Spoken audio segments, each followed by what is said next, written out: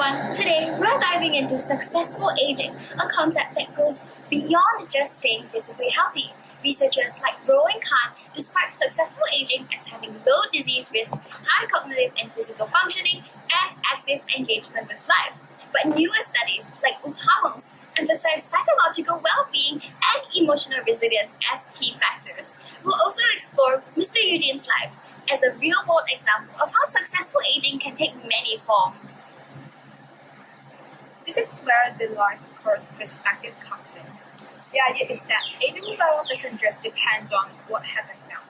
It is shaped by the past experiences and choices we have made throughout our lives. So, successful aging isn't just a snapshot in time, but an ongoing process.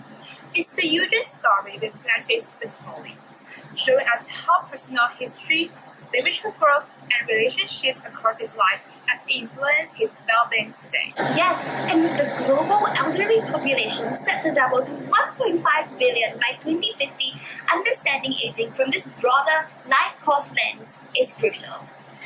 And then there's the social aspect, maintaining meaningful relationships. Mr. Eugene may not have a large social circle, but he stays in touch with his family and helpers.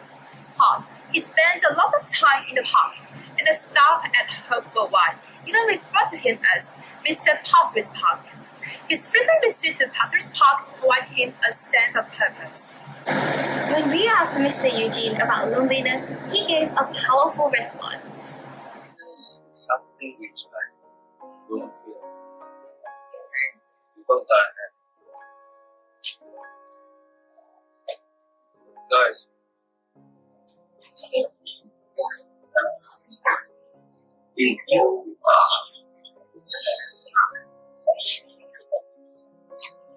God people,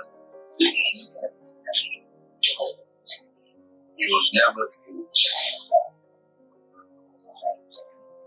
Because if you alone, you go to and you find solace. This also connects with critical gerontology, which challenges traditional ideas about aging. Too often, we hear that successful aging means being disease-free, physically active, and highly social. But Mr. Eugene's life shows us that success in aging can look very different. And as Bowling and Eilif show, successful aging is also about autonomy, self-acceptance, and emotional regulation. Mr. Eugene exemplifies this perfectly. When they see you break up, you break up. I love my wife.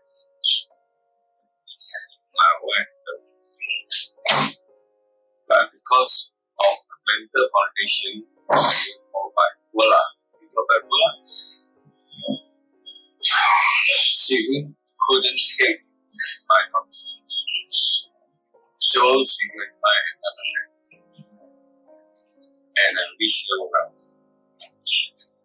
I say, you want to go? Bring your daughter. Get out of the room.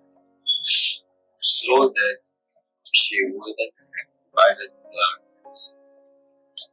She would only concentrate on one man and not him. She did what I said, and now, bless her. She's got a happy family. For Mr. Eugene, finding peace with his past and focusing on the relationship that matters has allowed him to age with grace, even in the face of physical challenges. This reflects Costco's idea that aging well includes things like independence, purpose, and engagement with life, even if those things take non-traditional forms. Now let's take a moment to reflect on what we've discussed through the lens of the gerotranscendence theory. This theory, developed by Lars Thompson, suggests that as people grow older, they naturally experience a shift towards a more cosmic and transcendent perspective on life. In other words, the focus moves away from materialism and societal roles and moves towards meaning, acceptance, and spiritual fulfillment. It emphasizes qualities like mindfulness, solitude, and a redefinition of the self. Now, Mr. Eugene's time at Pasir Ris Park and his relationship with God highlight this inward journey. Despite his physical limitations, he has transcended societal expectations of what it means to be productive or healthy and found meaning in simple routines and spiritual connections. From his perspective, successful aging is not about maintaining youthful activities or avoiding all losses, but about developing emotional and spiritual maturity. So here's our takeaway. Successful aging isn't about ticking boxes or maintaining a certain lifestyle. It's about finding what matters to you and nurturing it. And as critical gerontology teaches us, we need to challenge stereotypes about aging. The idea that you have to be active, productive, or disease-free to be happy in old age is limiting. Aging well can look like acceptance, inner peace, or even just a stroll through the park. Absolutely. So here's to a broader, more compassionate view of aging, one that honors the unique journey of each and every individual. Thank you all for joining us today. Until next time, stay curious, stay engaged, and here's to aging well in every way that matters to you.